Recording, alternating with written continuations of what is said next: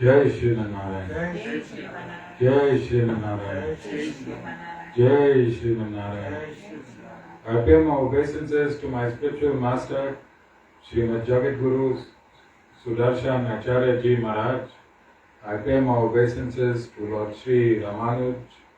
I pay my obeisances to our Purva Acharyas. I pay my obeisances to our 12 Alvars. I pay my obeisances to Mother Lakshmi. And I pay my obeisances to Lord Srimad Narayan. I welcome all of you here physically at the Sri Narayan Dham in Durban, South Africa. I welcome those that are watching this discourse locally, nationally and internationally. And I welcome in advance those that are going to be watching this discourse when it is posted on YouTube and the various groups from around the world subsequently. Today is day 4 of our ashram's festivities called the month of the Ramanujans, and on this day I welcome both our Guruji and Lord Sri Ramanuj to the ashram and the activities that's taking place. So today I thought it appropriate to bring into perspective my history. The age, maybe 3 years, I spent the majority of my infancy and childhood and early growing up living with my grandmother, who was involved 24/7 in a Durga shrine. And from this young age, I understood good and evil. And I understood that evil could be eradicated by the power of Mother Durga. This was as I grew up. And then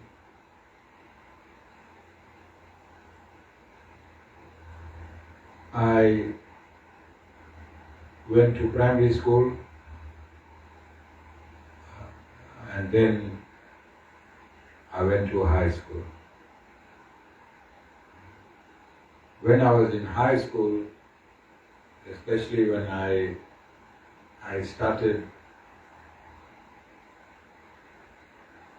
took a course that was called S7, and it was science orientated. And also I could no longer hang on to that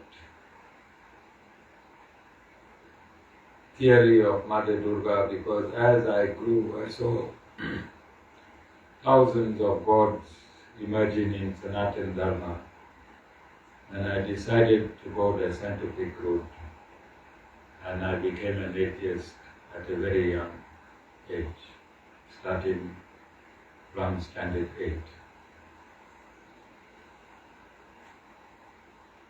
I was a disappointment to my grandmother, and I think my mother as well, when it came to religion. But I pursued my own understanding, and for many years, I think right up to the age of 40, I had no interest in any form of religion or any religious activities.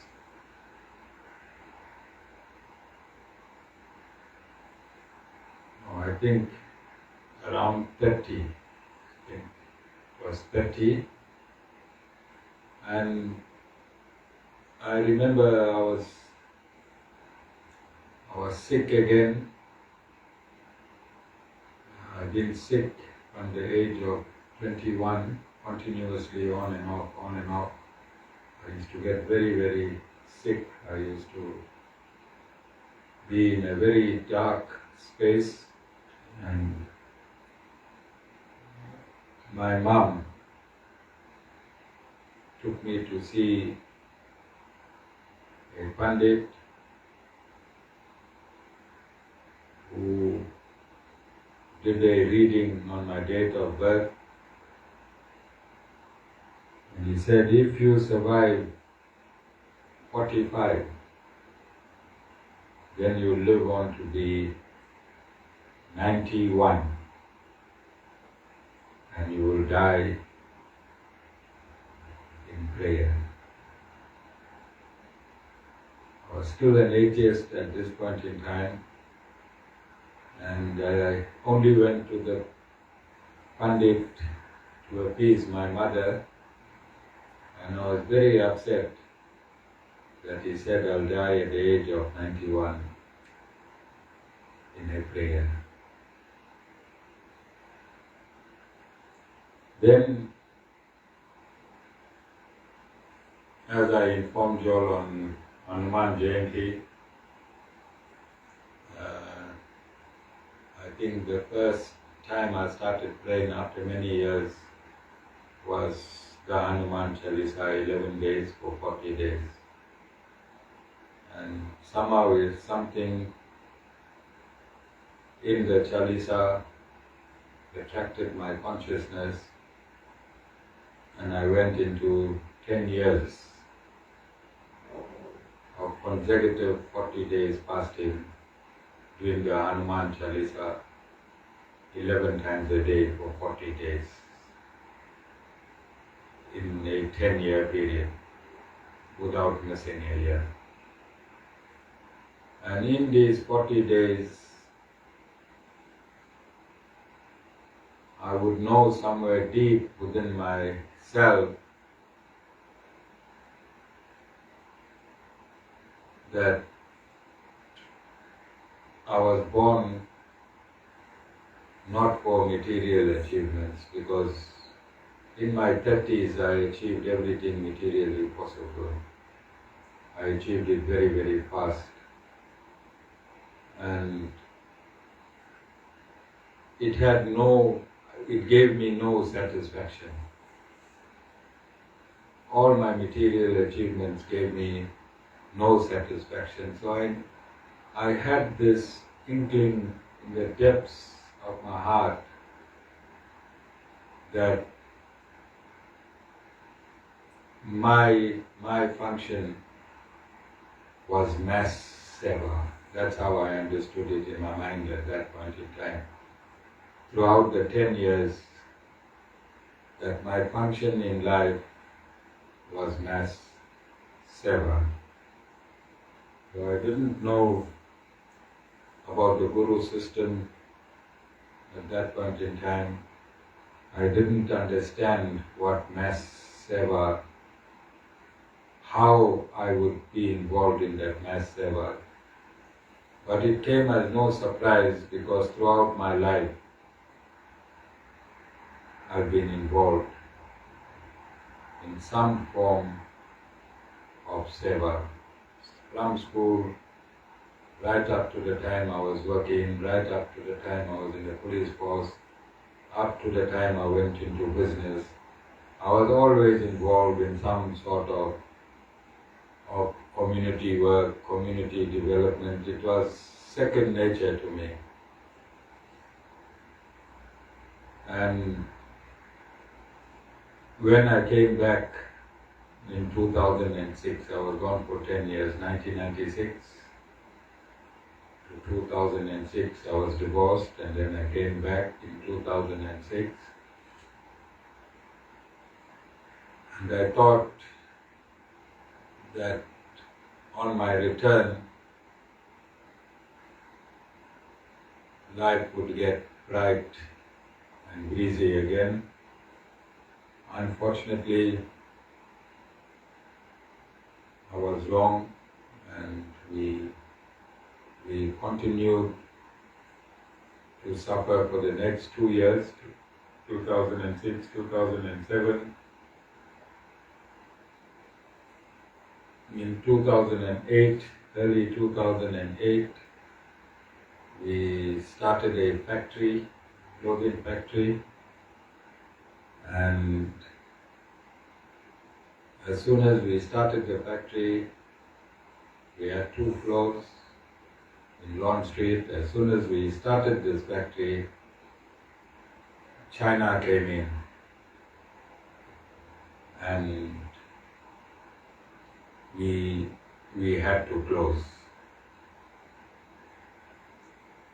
And I had to sell my equipment, and fortunately, and this is how spirituality works, one of the person that was buying my equipment had photographs of Guruji in his factory, and he was a Banya, and if you look at Guruji, he also looks like a Banya, and I thought Guruji was his dad who was late. So they had about 20 photographs of Guruji upstairs and downstairs of his factory. So I didn't ask him, but I came home and I told Mataji that one of the people that's buying our equipment, he got his father's face plastered all over his business. Then Mataji informed me that it could be a photo of a saint and not his father, and I must inquire from him. So at our next meeting, I inquired from him, and he told me who Guruji was. And from his wallet, he gave me a stamp size photo of Guruji, and he gave me the address where they were having service in Westwood, and he asked us to attend. And on that Thursday, we attended our very first satsang, and I saw Guruji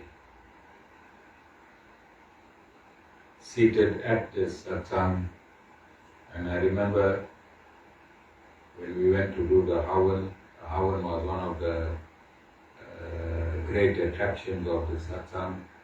Everyone would throw Havan Samagri in the Havan Kund, and I remember it was cold. I think it was in March. We attended our first satsang, and I had this jacket.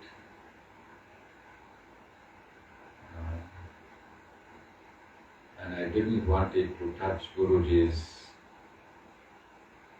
feet. And Guruji was seated, the convener was seated on one side, and the father was seated on the other side. Guruji was seated in the center. But before going to Havan, when I sat and I looked into Guruji's eyes, his eyes pierced into my very soul. And there was a change in me in that moment, and I somehow understood that life will never be the same again. It was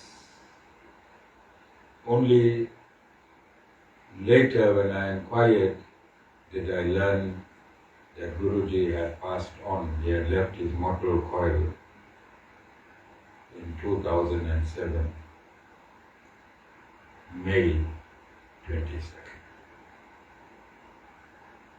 So I had the opportunity of Guruji showing himself to me at my very, very first satsang, spiritually. And as I've stated before,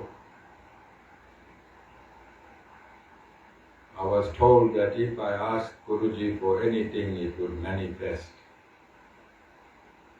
And we had gone there with Sean's car. At this point in time, I was a director in a law firm. I was driving around in a suit and tie, meeting clients, and the car was a faded red Golf, and I found it very embarrassing to be moving around in a suit and tie and driving a faded car. So obviously the first thing I asked Guruji, mentally obviously, was that I want a car. But it was impossible. We had just lost everything. The business equipment itself was over R1 million. We had no credit. The bank would not recognize me to facilitate a car loan. Our equipment was still for sale. People were buying it at 25% of the price because factories were not needed anymore. So on that Thursday, I mentally asked Guruji for a car. On Monday, when we went back to the firm, there was a client that forced me to take the installment over of his car. He said he cannot pay the bond and the car together. He had a brand new Optra, I think a few months old, a gold Optra. It had just come into the market. He gave me the keys. He said, please leave me at home. You are the only person that I trust that can pay for this car. Thursday, Monday. Nilendra, you waited many years for your car, but I drove your car from the showroom, didn't I? Alright, so at least we got something in common, Nilendra. Alright.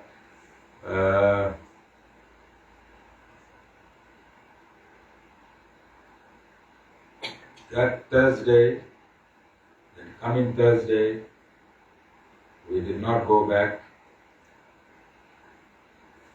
there by Guruji because we had prior belonged to another institution.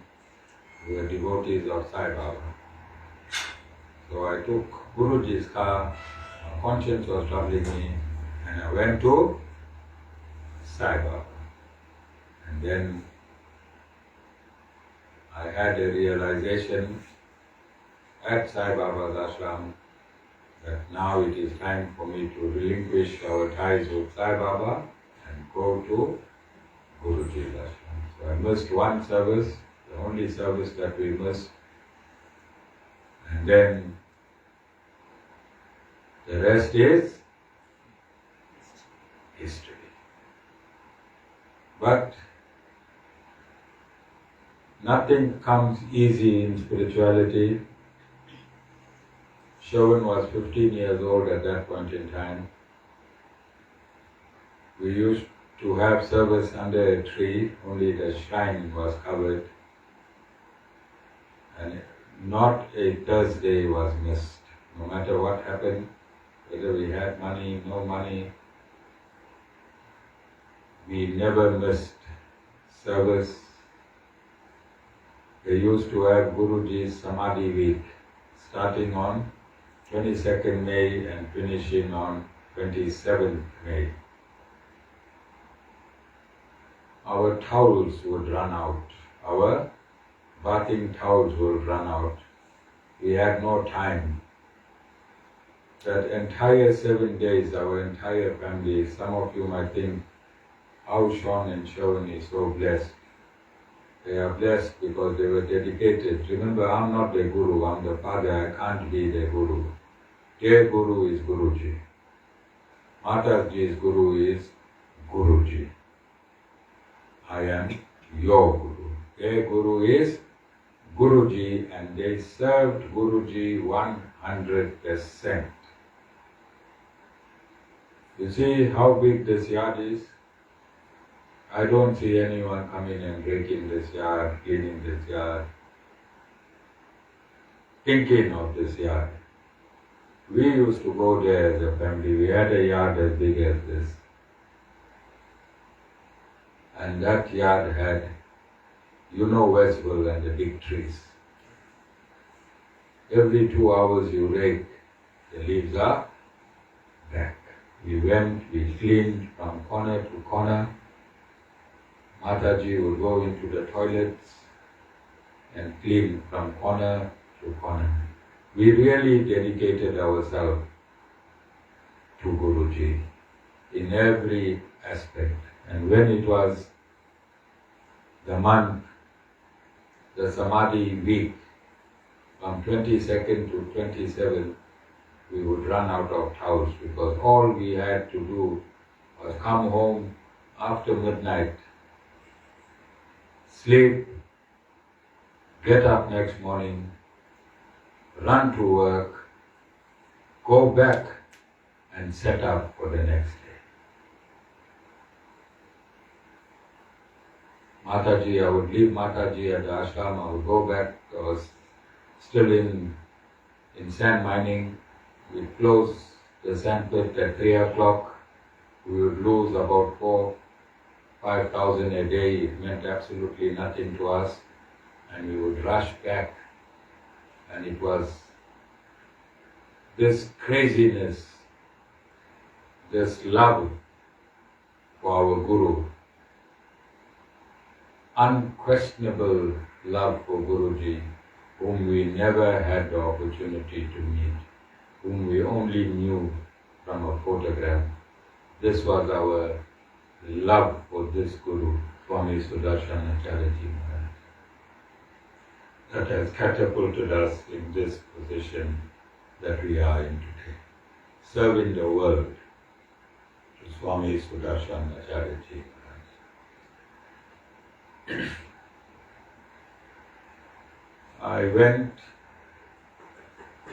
We were supposed to go for Guru Purnima in 2011. I got a big order in July, so we postponed it for 2012. 2012 again, I got a big order in July, postponed it again. 2013, I got a contract for 200 million with WK Construction. I started a part of that contract and something went wrong, and I understood that I cannot be postponing my visit to the ashram anymore. So we went to the ashram. We were to stay at the ashram for 6 days. Somehow we stayed there for the entire 21 days and came straight back home. We landed on the 18th. On the morning of the 19th, we were initiated as a family, and subsequently I went through many spiritual experiences in the ashram. There is a lady that's still alive that was in our room, that lived with us and who witnessed the change of my consciousness from material consciousness to spiritual consciousness. All this happened within 21 days, whereby I got enlightened. I got enlightened into Vedic knowledge, and it is that enlightenment that I am carrying today, and it is with that enlightenment that I received directly from my Guru at his ashram in Faridabad, India, that I am teaching the world Sri Vaishnavism. And I have taught the world for the past, since I got back to South Africa, 2013, on the 10th of October, I had my very, very first satsang, and now we are 11 years old. And in this 11 years, from 2017, I started giving discourses on social media, and we have over 800 one-hour discourses on YouTube that anyone can download and listen And all these discourses, they are unique. They come through my realizations, but they are within the parameters of the Vedic injunctions. So I want to stop there for today on the spiritual side, and I want to give a history of myself and my involvement in politics in this country. So I was privileged to have been accepted in Sastry College in 1976. And I'm using the word I was privileged because Sastry College only took in the cream of the crop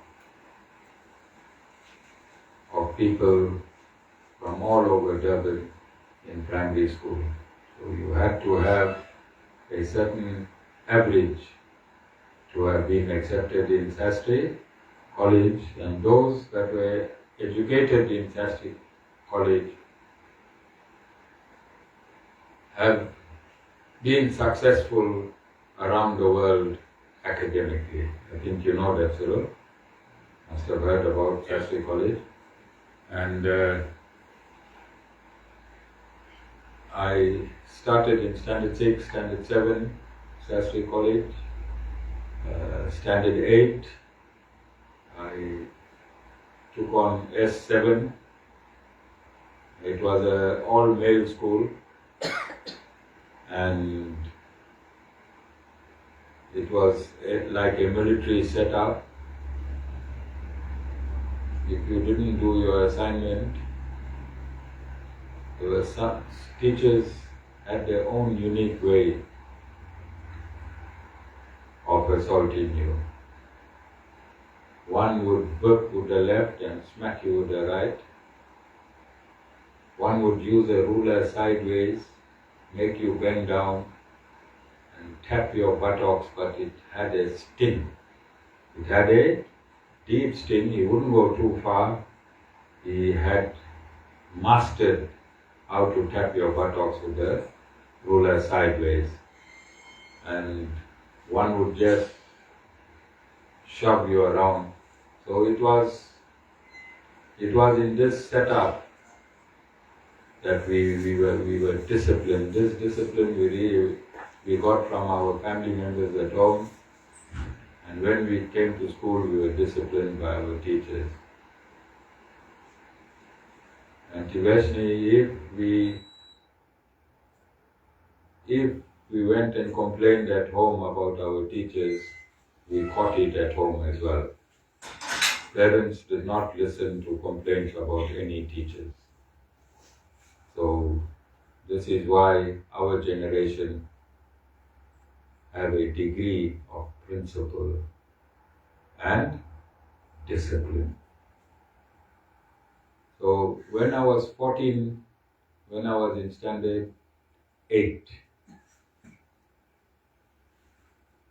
the schools in Cape Town came out in boycott. Remember that, Cyril? It was in 1978. So all my life I was an avid reader. I started reading from a very, very young age.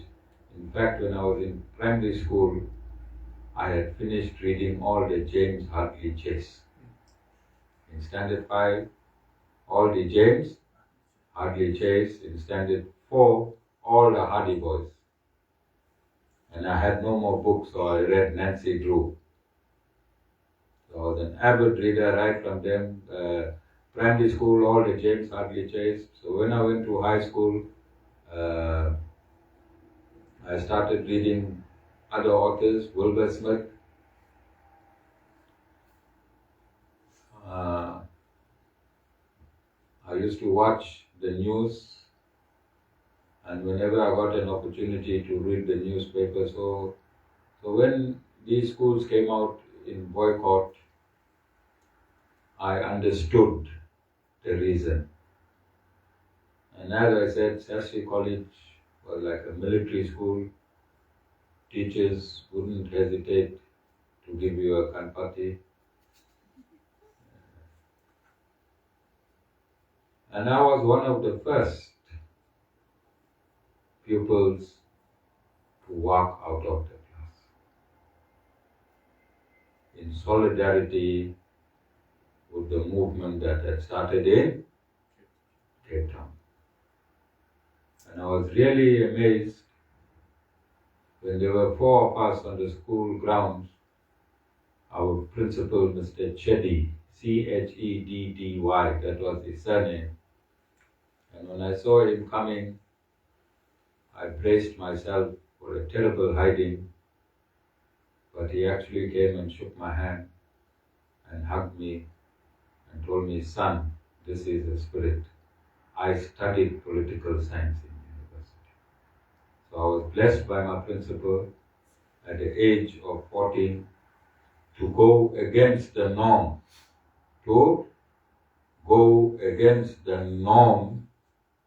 and walk out in an environment that I was not familiar with.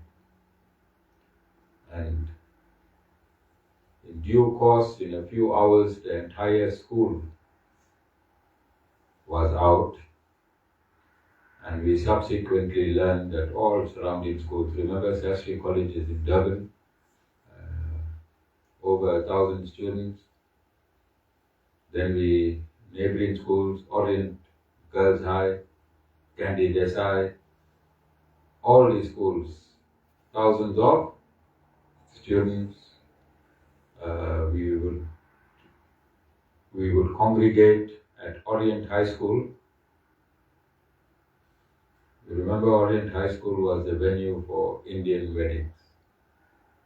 Every Sunday there used to be a big wedding. They had a huge auditorium, and at that time I was told that we were 5,000 students every day, upstairs and downstairs, filling that hall with other pupils. And it was there that I learned Amandla, Awetu. I started this in Standard 8. I became a political activist, a bona fide political activist in Standard 8. I remember giving my first speech, and in my speech I had dreamt of a multiracial, multi-ethnic, interreligious South Africa. I wrote a speech of 4 pages. And this was the first speech I gave in my life. And when I was called on the stage, and when I looked at the audience, so we sat separated, Girls High first, all the girls from other schools, and then the boys in the back. So it was a high stage, and when I looked down, I saw the eyes of all these girls on me. Remember, I had an afro. You all saw Richard John Smith? So my hair was big, like Richard John Smith. And these girls were looking at this Richard John Smith. But you know what was happening? I couldn't read properly because I was so nervous that my speech was shaking. So because my speech was shaking, I read 1 or 2 sentences at a time. And I waited and I read the next 2 or 3 sentences at a time. Not to make an impression, just to steady myself. But what you think was happening on the other side? They thought I was reading these sentences so that it could sink in and I was getting an applaud. I must have got couple hundred of applauses throughout that speech.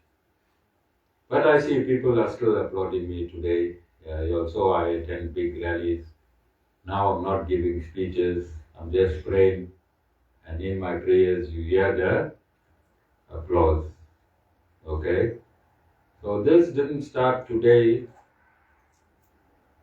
as some kind of fashion. The Guru just decided to get into the limelight of a political situation in this country. No. I started long time ago when I was still not even matured as a teenager. That's when I started millenary in the political consciousness of this country. Because we are principled and disciplined. Principled and disciplined, this remained rooted. It remained rooted throughout my life. In 2001, I saw posters in Chatsworth of a guru, a Molana, and a pastor that had formed a political party, and my heart melted.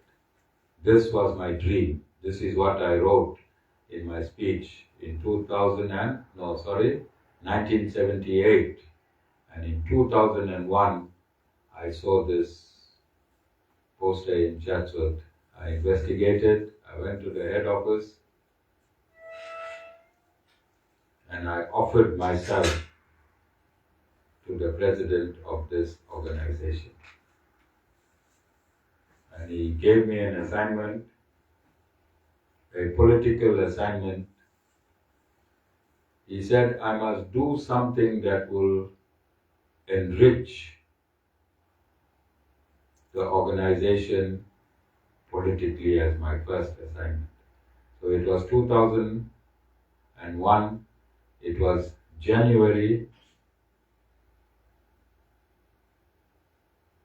and there were right round the country, there were millions of summonses sent to parents who did not pay school fees.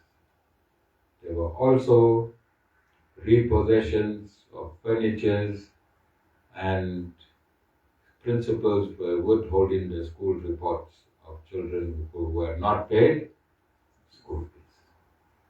So I went into the Act, I think it was 1996, of the Schools Act of 1996, and I discovered that the governing body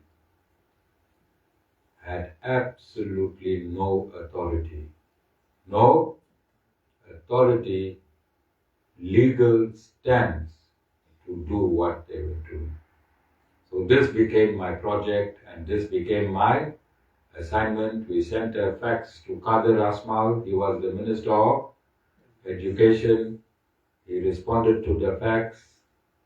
We had a rally at Chatsworth Stadium, and he sent, I think he was the Director General of Education at that point in time, Mr. Duncan Hindle. Mr. Duncan Hindle, he came down, he addressed the rally, and he admitted that the governing body had gone beyond their duties. So, as that political party, the leader is late. I don't want to bring the political party or the name of that organization, but I was the Secretary General of that organization. I went to every school wherever we were called. Parents started calling us. We did an advert in papers. We went to all the schools. We ensured every child got their report. And it was my intervention through this political organization that ultimately today, if you do not have money, you can still send your child to school. That was, I think, my greatest political achievement in the democracy. In the democracy. And since then, I worked behind the scenes. I joined the COPE, Congress of the People. Musiwa Lokota was the president. You would have seen one of the Diwalis, he came here to the ashram and he wished the Hindus happy Diwali. If you go back into my Facebook page, I was instrumental in getting that one seat in a Tikwani municipality. I single-handedly handpicked 47 candidates in this municipality. I opened over 60 branches only in Tikwani municipality itself, Chatsworth, Phoenix, and the surrounding areas. I was very active. I'm a man on the ground. Many of you would have witnessed from the 3rd of March this year, when I got involved in politics again, I think, and I hope for the last time. And I want to state today was the first day I had a rest. Mataji can attest to it. From the 3rd of March, when I went to my very first political meeting, today was the first day I did not leave this house. So I've been working around the clock. I come with bona fide experience in the political arena. I helped in the engine room of politics many decisions to have been made. And when the ANC became a rogue element, when it got captured as a politician all my life,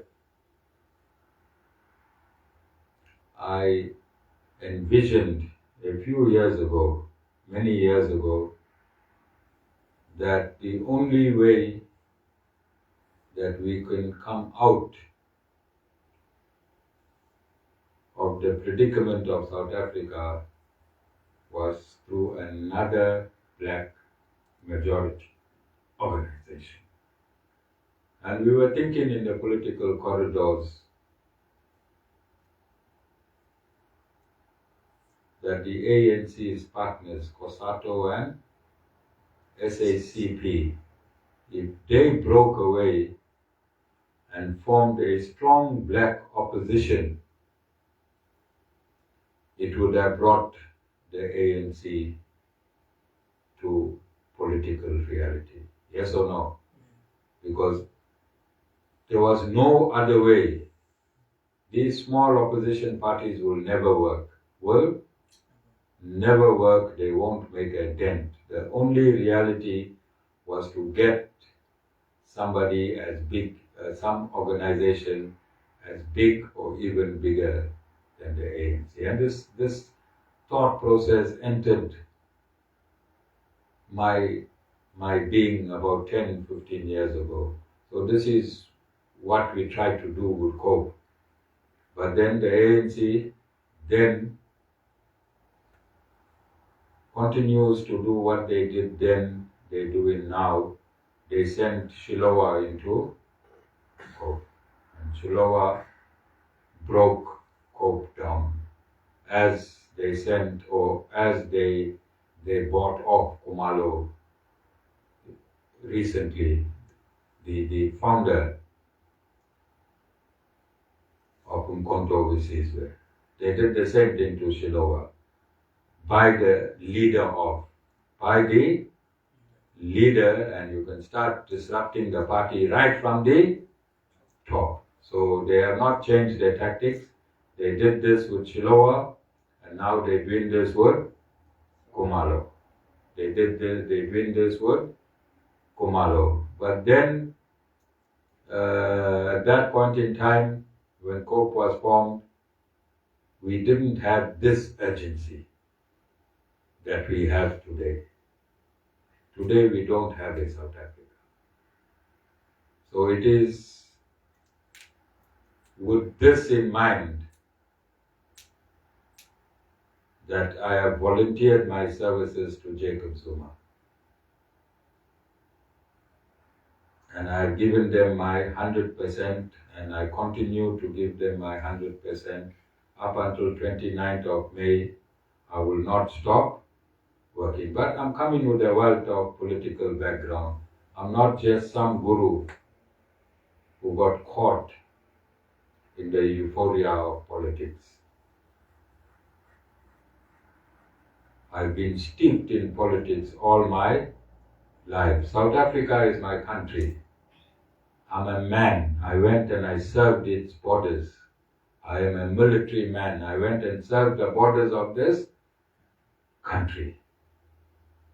I have a deep love for my country. I've been to India many, many times. I get homesick after 3 days. I cannot stay in India longer than 3 days. I want to come back to the hijackings. I want to come back to the housebreakings. I want to come back to the lawlessness of South Africa, because I am a South African in every atom of my being. And as a bona fide citizen of this country, it is my duty to get up and stand for my country, notwithstanding that I am a guru. In fact, it gives me a bigger platform as a guru. And if you watch all my videos, every video of mine has gone viral just by doing a prayer. Om Namo Narayana. I'm the first guru in the world to dispense this mantra at rallies to non-Hindus. Yes or no? And how is this mantra taken wherever I have chanted it?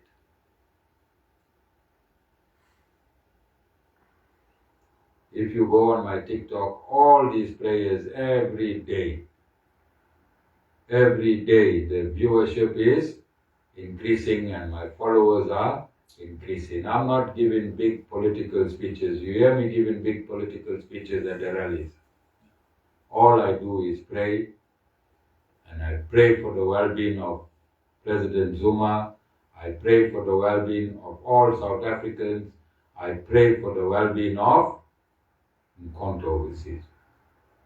And with all my experience over all my years in politics, the only way for South Africa to survive is for the complete removal of the ANC.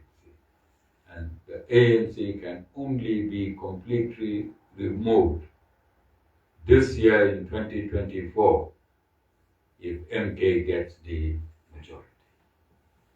Remember, the ANC is a front for white monopoly capital. ANC is a front for white monopoly capital.